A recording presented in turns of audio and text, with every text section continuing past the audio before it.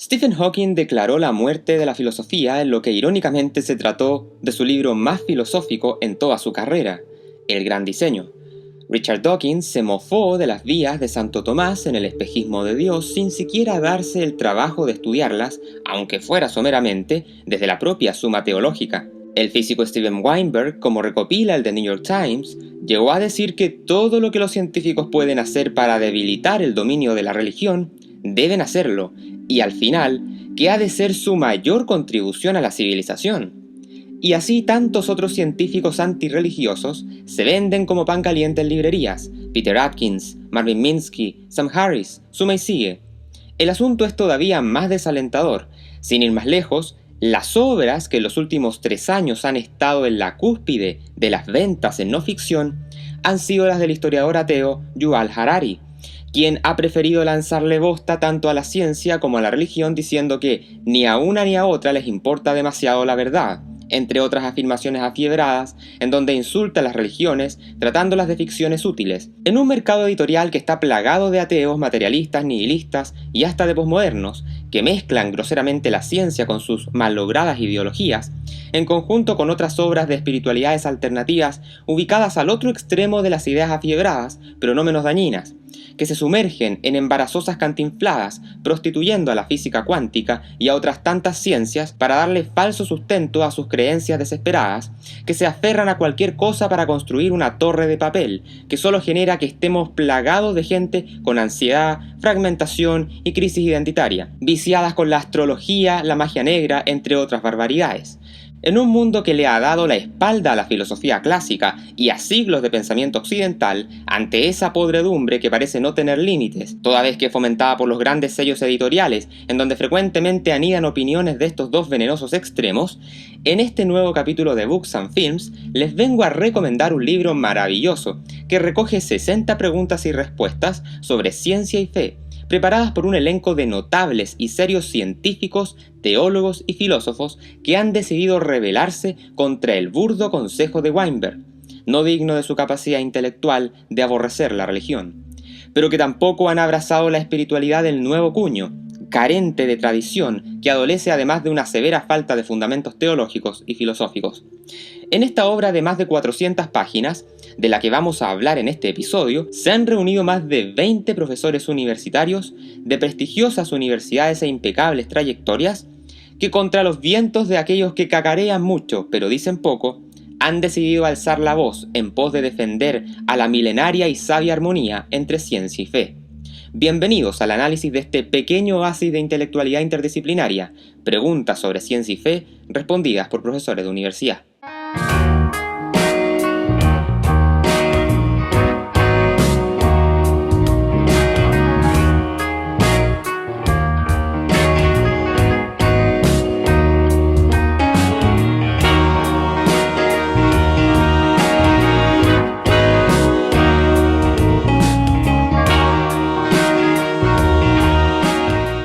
Este libro tiene varias ediciones. Una primera publicación con varios tirajes apareció de la mano del sello Stella Maris y otra más reciente de 2020 por Chedas, ambas en España.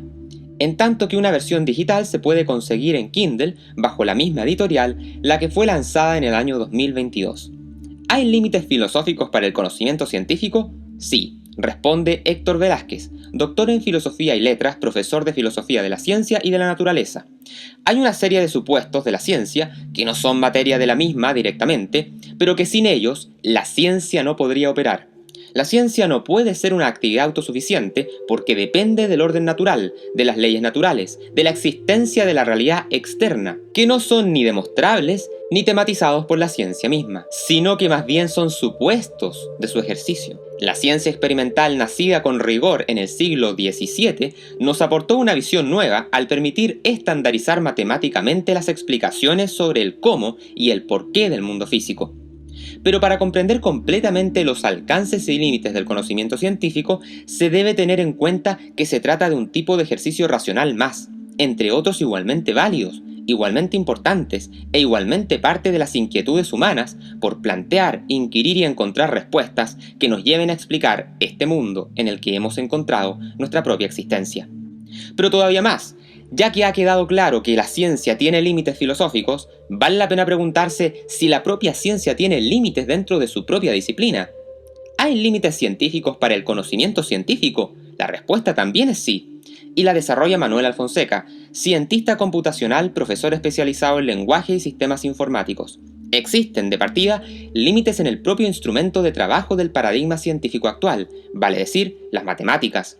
El asunto quedó claro, provocando un desconcierto tal que todavía permanece en el asombro académico hasta nuestros días, cuando el llamado Sócrates de Viena, Kurt Gödel, uno de los hombres más brillantes en la historia de Occidente y obsesionado con la existencia de Dios, presentó en 1931 la demostración de que todo sistema axiomático capaz de deducir la aritmética o bien es inconsistente, vale decir, contiene contradicciones, o bien es incompleto, esto es, contiene teoremas que no pueden probarse a partir de esos axiomas. Los teoremas de Gödel supusieron un duro golpe para las esperanzas de muchos científicos de llegar a saberlo todo gracias a la ciencia.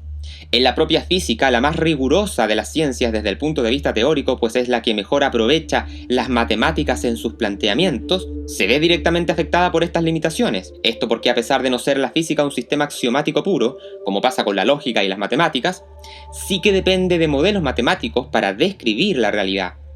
Y si la matemática misma tiene límites, es evidente que la física heredará, tarde o temprano, esos límites.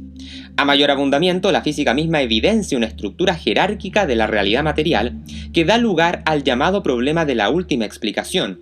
Esto porque hoy conocemos al menos 4 niveles físicos, dice el profesor. Las moléculas explicadas por los átomos explicados por las partículas elementales, algunas de las cuales son explicadas por partículas fundamentales, como leptones y quarks. ¿Qué pasará en el futuro? Quizá lleguemos a explicar el comportamiento de las partículas fundamentales descubriendo un quinto nivel, pero entonces este no tendrá explicación, solo podrá describirse. Y así podríamos seguir hasta el infinito. El último nivel alcanzado siempre será inexplicable hasta que se descubra el siguiente. La conclusión es evidente, la física no puede explicarlo todo. Así las cosas, con tan solo 2 preguntas respondidas en este libro, estamos en condiciones de concluir lo que sigue. Primero, que la ciencia es una herramienta poderosísima para describir la realidad material, escudriñable a través de la matemática, pero que de todos modos no resulta autosuficiente para conseguir una explicación completa de todo lo que existe. Segundo, que el hecho de que cada nivel físico necesite otro más fundamental para explicarlo, sugiere que la realidad no es autosuficiente y necesita de una causa trascendente. Este tipo de reflexión es precisamente uno de los puntos ontológicos en el que la filosofía y la teología comienzan a dialogar con la ciencia, especialmente en el tomismo, que busca integrar los hallazgos científicos dentro de una comprensión más amplia de la realidad. Te invitamos a que te unas como miembro de nuestro canal de YouTube y así podrás acceder a increíbles beneficios. 1. Acceso anticipado a las columnas de opinión, capítulos de Books and Films y de Reivindicando la Historia. 2. Podrás crearte una cuenta en la sección Premium de nuestra página web y así disfrutar de interesantes clases especiales sobre ciencia, filosofía, historia y muchas otras disciplinas. 3. Acceso a todas las clases del curso Astronomía en J.R.R. Tolkien. 4. Acceso a todas las clases del curso Neurociencia Tomista. 5. Acceso a todas las clases del curso en actual publicación Imperio Romano, Ciudad y Justicia.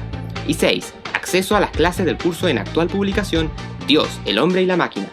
PFW, nos une la ciencia, nos apasiona el conocimiento. Descubre la belleza del misterio. No entres dócilmente en esa noche buena, aconsejaba el poeta Dylan Thomas, que para abordar las preguntas más profundas de la existencia es necesario el mayor de los corajes intelectuales. En este nuevo curso del proyecto Patagonia Free World, nos sumergiremos por la historia y la filosofía de la física y la astronomía del siglo XX, para tratar de comprender la trascendental crisis que sufrieron las ciencias exactas en un periodo aterrador, pero a la vez sublime, de la evolución humana, desde la relatividad de Einstein pasando por el mundo atómico cuántico hasta los grandes eventos cosmológicos como la teoría del Big Bang y la expansión acelerada del universo, ya disponible para ser adquirido desde todas partes del mundo. ¿Puede la física y la cosmología astronómica probar la existencia de Dios? Esa es la pregunta que nos hacemos en Ciencia y Religión, Dios, Física y Astronomía, desde las implicancias filosóficas del Big Bang pasando por el estudio del ajuste fino, tanto a nivel del universo como del paso de la inercia a la vida. la termodinámica y otros argumentos asombrosos, en Ciencia y Religión nos sumergimos por este gran debate para tratar de responder a la pregunta de si por medio de la ciencia moderna es posible llegar a Dios. Adquiérelo desde cualquier parte del mundo a través de los enlaces ubicados en la descripción de este video. Y de regalo, llévate una versión digital de nuestra revista exclusiva Quasars en español, optimizada para tablet. Descubre exclusivos códigos de descuento para los cursos culturales que han presentado este capítulo en la descripción del video. ¿Qué le debe la ciencia a la cultura judeocristiana? Responde Ignacio Sols, catedrático emérito de álgebra, investigador asociado del Departamento de Matemáticas de la UC Berkeley. Si nos preguntamos por la ciencia física, dice, que es nuestro conocimiento matemático de la materia, nos encontramos con que la civilización judeocristiana, e incluso a más grandes rasgos la abrahámica, no solo dio luz a esta ciencia en la obra de Isaac Newton en 1687, Filosofía Naturalis Principia Mathematica, sino que fue precisamente la concepción abrahámica del mundo la que condujo a ese alumbramiento, tanto en su gestación medieval como en sus antecedentes inmediatos.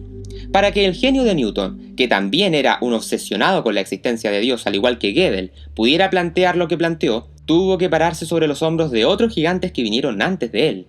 Y la historia de la ciencia demuestra cómo es que muchos de esos anteriores gigantes eran férreos creyentes, que movidos por su fe, avanzaron en la ciencia. Tal es el caso de Juan Filobón de Alejandría, quien en torno al 530 dio inicio a la teoría del movimiento, rompiendo así con la autoridad del maestro Aristóteles al abandonar la idea pagana y concordista de que el mundo supralunar, los astros, estaba formado por una sustancia divina e incorruptible. Le seguirá el árabe Averroés y los cristianos San Alberto Magno, Pedro Gil de Roma y Galileo, todos devotos, todos creyentes en Dios, que hicieron grandes contribuciones a la física y a las matemáticas. En el alumbramiento de la teoría de Newton confluirá también el descubrimiento de las leyes del movimiento de los planetas. De hecho, Newton desarrolló su mecánica en 1687 para deducir estas leyes por encargo o sugerencia de su amigo Edmund Halley. Esta aventura de siglo y medio había empezado en 1533, cuando Nicolás Copérnico, doctor en Derecho Canónico por la Universidad de Ferrara, canónico de Freiburg y 5 veces canciller del cabildo de su catedral, recibió de la Iglesia el encargo de sentar las bases astronómicas para la reforma del calendario, decidida bajo León X por el Quinto Concilio de Letrán. Más tarde se buscaron las leyes de esos movimientos inspirados precisamente en una concepción judeocristiana. Eso porque se pensaba que el universo es obra de un creador inteligente que por tanto le dotó de leyes, y nuestra inteligencia es imagen y semejanza de la suya, razón por la que podemos descubrirlas. Esta era la mentalidad de los hombres de aquella época, hombres que veían la naturaleza como un libro escrito por Dios con caracteres matemáticos, como lo decía Galileo. Pero Newton tampoco habría podido alumbrar su criatura, poner en marcha el tren de la física, si no se hubiera podido apoyar en un desarrollo matemático sin el cual la formulación de esa teoría resulta impensable, esto es, el cálculo infinitesimal. No diremos aquí que en este desarrollo influyera que sus protagonistas fuesen cristianos, pero es imposible negar que muchos sí lo eran, demostrando nuevamente que la fe cristiana de los hombres no es ningún obstáculo para hacer buena ciencia y que por el contrario anima a estos científicos a desentrañar los grandes misterios del cosmos hecho por el Creador. Si en estos tiempos hubo debates con algunos religiosos, fue por asuntos de malas interpretaciones teológicas y conflictos políticos, no porque el cristianismo sea esencialmente contrario a la ciencia, cosa nada más lejos de la realidad.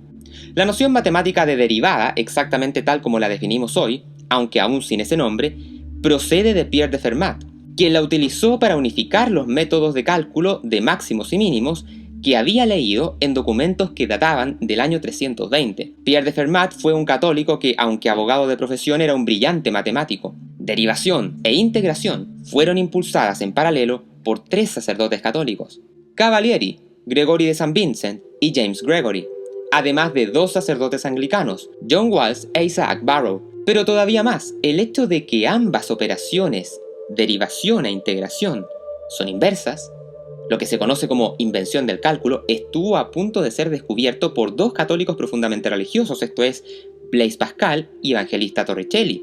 Este llegó a escribirlo, pero murió sin haberlo publicado. La invención del cálculo será disputada finalmente, como se sabe, por 2 creyentes en Dios, Isaac Newton y Gottfried Leibniz. Más adelante en la historia de la ciencia, la fundamentación del análisis en el siglo XIX se transforma en fundamentación de las matemáticas hacia el final de ese mismo siglo, en base a la teoría de conjuntos de George Cantor, luterano profundamente religioso e interesado por la filosofía y la teología católica. En definitiva, en este capítulo nos hemos centrado solamente en 3 preguntas relacionadas con física y matemática, pero este libro está repleto de las preguntas más fascinantes en todos los ámbitos del debate ciencia, filosofía y religión, organizada por una serie de secciones, entre ellas cosmología, neurociencias y evolución. Todos asuntos que abordamos semana tras semana, aquí en Patagonia Free. Y ahora puedes ayudar a financiar a PFW haciendo tu aporte a través del botón de gracias ya disponible en nuestros videos.